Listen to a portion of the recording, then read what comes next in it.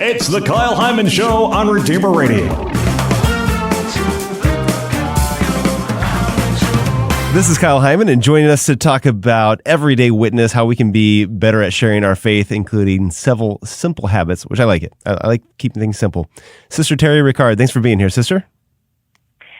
It's great to be with you, Kyle, and I'm happy to be sharing about this important topic of giving witness to our Catholic faith. Yeah. Before we dive into it, what drew you to become a Dominican sister? Well, that's an interesting question. When I was in high school, I made what they called at that time a Christian awakening. So I think it was the first time that I came to know the Lord in a personal way. And I actually began to share my faith. And then I went to college and kind of wavered a bit, majored in partying or something like that. Then kind of got my act together and got involved in campus ministry. After college, then really wanted to do some kind of ministry. I wasn't necessarily thinking about being a sister. I thought certainly as a lay minister.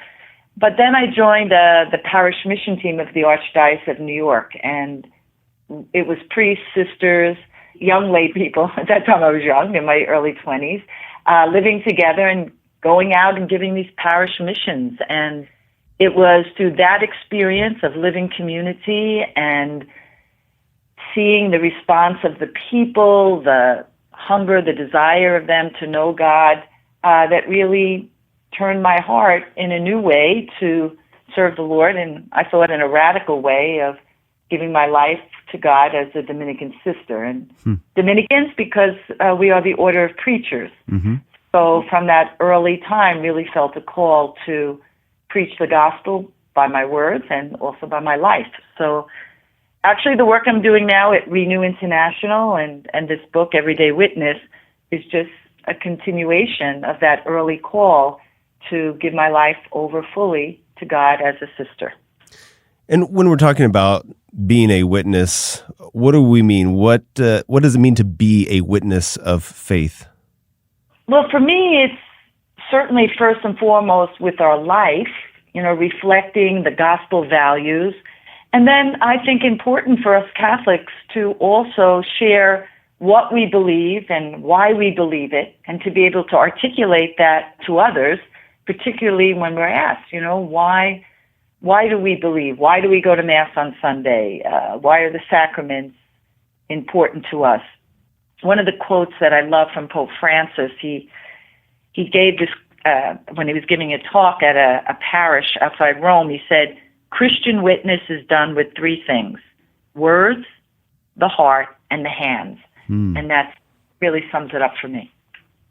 I think you also quoted him as saying that we're not supposed to be sourpusses. Yeah, that's the first habit is choose joy, don't be a sourpuss. I love that. That was early on in his certificate, and he also uses that in his exhortation on evangelization called The Joy of the Gospel. Yeah. Why is joy important for us to be witnesses, to be joyful? I think that we want to be people who attract others by the way we radiate God to others. And joy is at the heart of that we can have joy even in times of suffering. We can have times of joy even times of illness, that's that kind of deep kind of sense that all is well, even though on the outside things are not going so well. Mm-hmm. So I think people aren't attracted by sourpusses, by rules and regulations, and but by a sense of, my life is full. Jesus said, I've come to give you life and life to the full. And I think we need to reflect that in our lives. Another thing that you talk about is that being a witness is better or maybe more powerful than being a good teacher. How do you see those two things as being different? Well, I'm all for being a good teacher, but I think that particularly when we're talking about faith, I think we can teach people about the doctrines of the church and even the sacraments and give people all the good theology, but it's when we can share what sacraments mean to us. That's what I think the difference. So I can talk about the Eucharist and I can have all the correct theology. But when I talk about what it means for me to receive Jesus in the Eucharist, how that touches and transforms my life. And I think even more powerfully, there might be times and moments that, when you received during a difficult time, you felt that comfort, consolation, or maybe a challenge, So I think that's the difference. I think we need both. We need good, solid teaching, but I think to really attract people to the faith, we have to talk about how our faith impacts our own life and has been company to us, particularly during the rocky times of life. So, and I think whenever we think about that and being a witness, we might imagine somebody who, is kind of in your face and going around talking to people saying, hey, do you know about Jesus? Or just kind of pouring out their life story.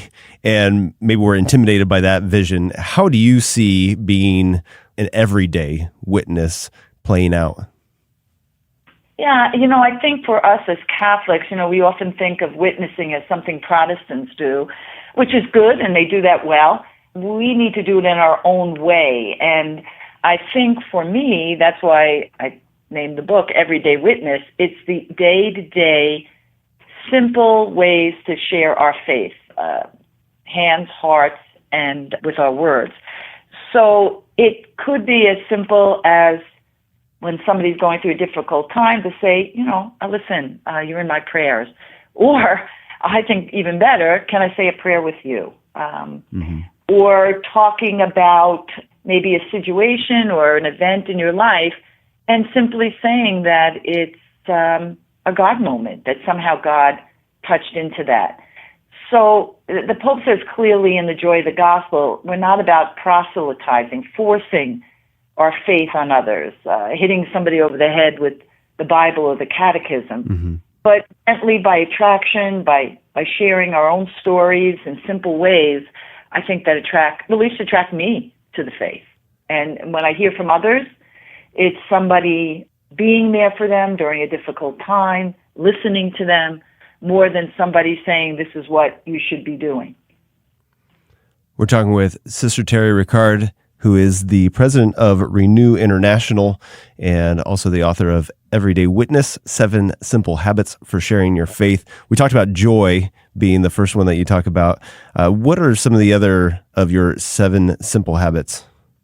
Well, the second one is, I always start with an action word. So choose joy. Be humble is the second. Preach from the pulpit of life. 4, pray unceasingly. Listen with a cupped ear. Practice the art of accompaniment, and engage in God talk. One of the things that you talked about, with people are not attracted when we kind of force the faith on others. So I think that be humble, it's always about knowing who we are, that we're flawed human being, that it's only by God's grace that I have this great gift of faith. And when we can come from the perspective that I'm a sinner, I'm weak, that then I can share what God is doing in a way that won't turn people off.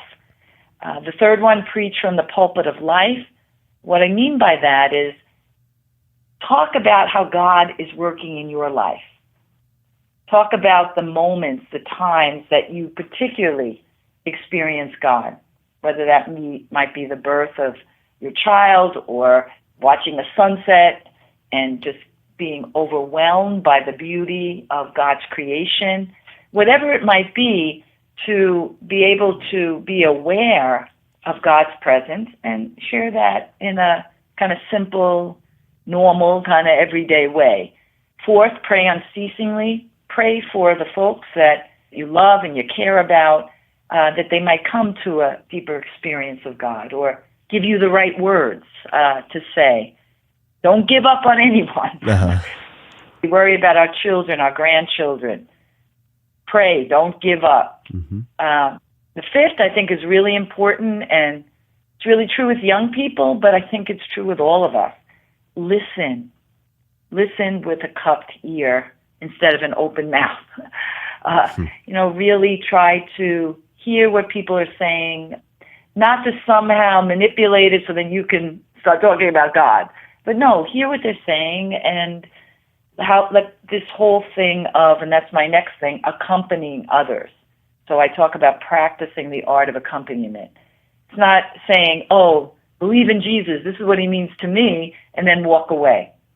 It's usually the deepest conversions or changes of heart is when another accompanies us. Some of those folks accompany us for a lifetime, our mom or grandmother or an uncle or whoever who is a hero or a shero of faith for us.